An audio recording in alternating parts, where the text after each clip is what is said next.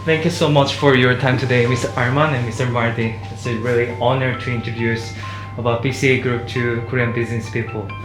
Hi ASEAN Path. 안녕하세요. 반가워요. I'm Arman Hartona from BCA. Happy to see you, and we would like to talk about BCA Indonesia. Hopefully the session will be useful for you. Hi, my name is Marty Sutanto. I'm from BCA Securitas, one of the leading securities company in Indonesia, and we really look forward for welcoming you here to Indonesia and work together. Thank you. BCA started in 1957 as a community bank, grew within the textile community market, and over time grew to many other cities through the merchant market, became nationwide. In 1990, it was the first bank to successfully implement real-time online payment through all the branches and later all the ATM machine in 1990. Later also the card payments even dominated with 90% market share in debit card transaction in the country. And of course, like any other bank, 98 went through a crisis, but by 2000 already became profitable and went to public and actually became much stronger after the crisis. The BCA processed 30 to 40% market share of daily payment nationwide, about 40% market share in card acquiring business market share, more than 50% in the stock market even. From that many retail, consumer and business community transaction, we analyze the data also to give out credit. So BCA now is also the leader in consumer loans such as housing loan, car loan, credit card, there is a motorcycle loan as well. We're also very active in business loans such as a corporate loan, commercial and SME loans, and now also active in general insurance, life insurance, and capital market with BCA Securities. We also have other subsidiaries such as the BCA Sharia for the Sharia banking and BCA Digital for the younger generation.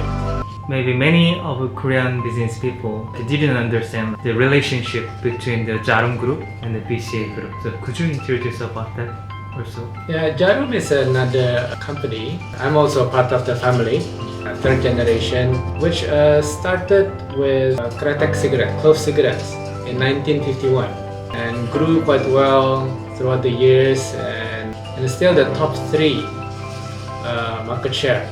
Though the owner of Jarum also family has diversified to many other businesses such as electronics, other consumer goods, plantation, real estate as hotel, office, shopping mall, and later also into e-commerce, ticketing commerce, and other technology businesses. During the crisis after BCA went to public in 2000, the government sold their shares in 2002 and family acquired the bank. Next question is the BCA, the stock price. How can the BCA Group keep the stable the growth? BCA is a bank, and a bank is a platform. In Latin we call it banco. Banco means bench. The bench is important, but it's more important who sits on the bench. The people who sit on the bench, which are our customers and their ecosystem.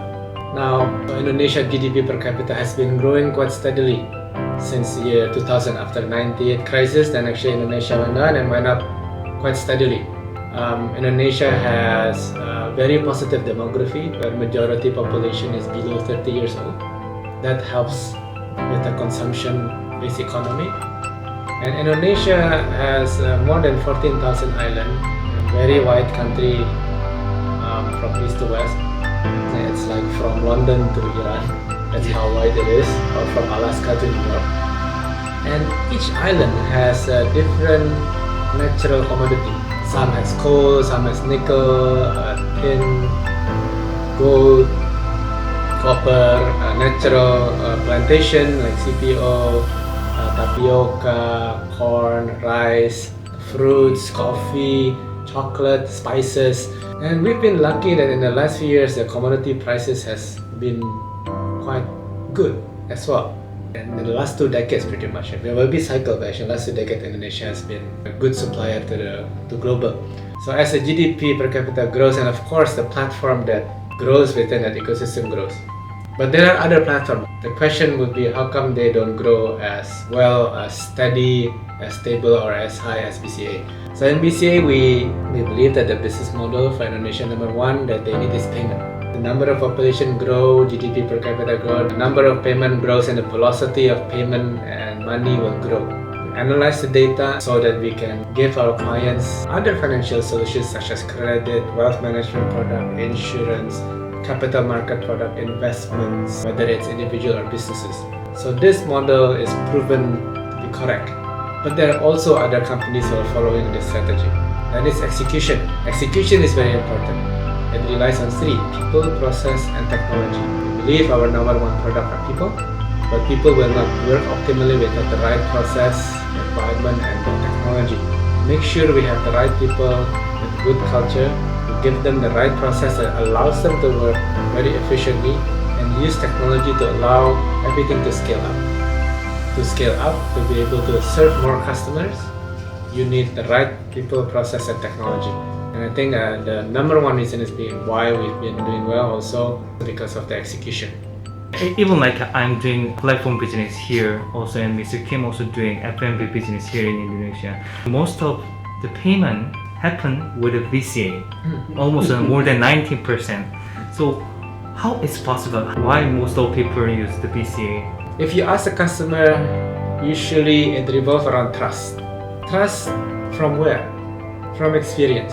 Day-to-day experience is usually always on, it is secure, and if there is something wrong, someone will come and fix it right away. There's a customer service.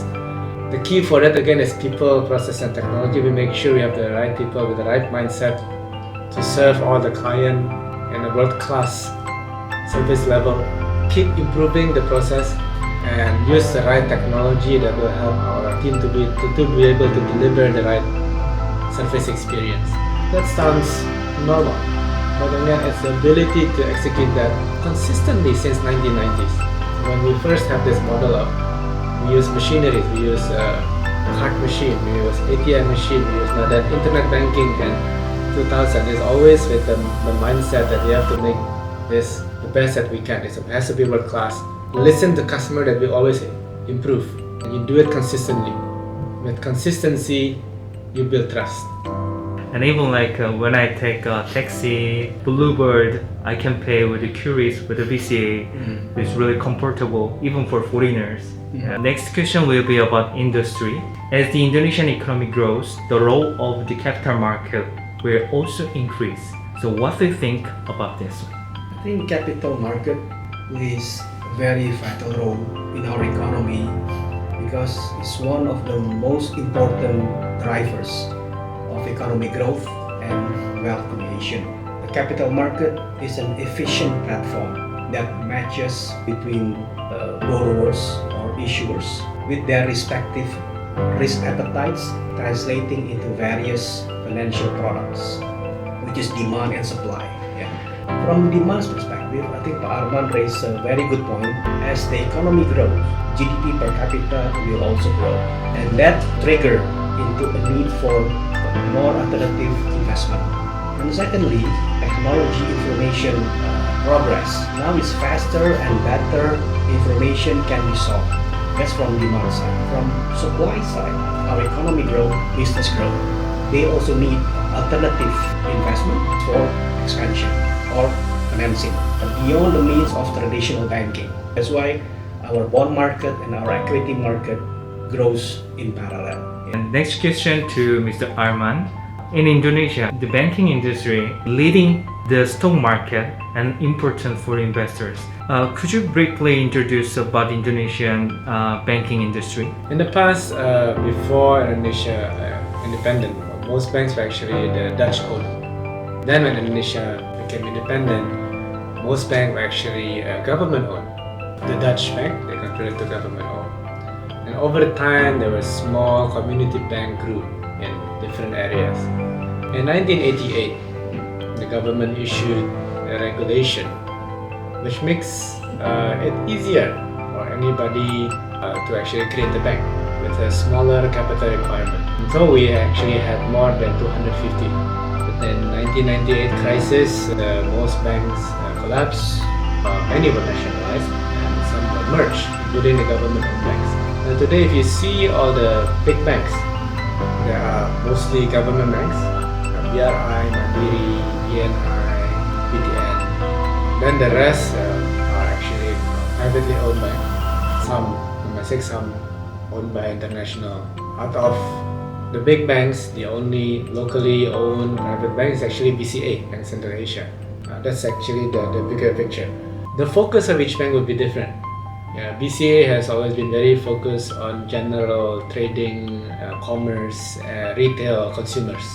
BRI has always been a specialist in microfinance. Many small branches in every village, and also microfinance to all the different villages and farming, government employees.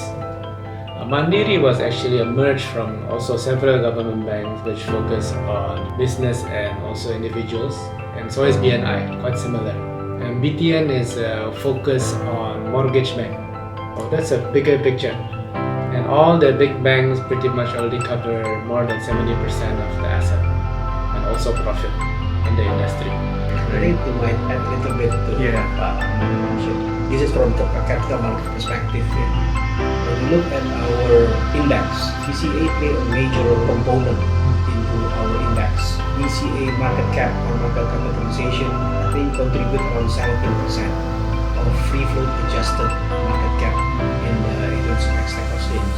So that's market capitalization perspective, how important BCA into the capital market.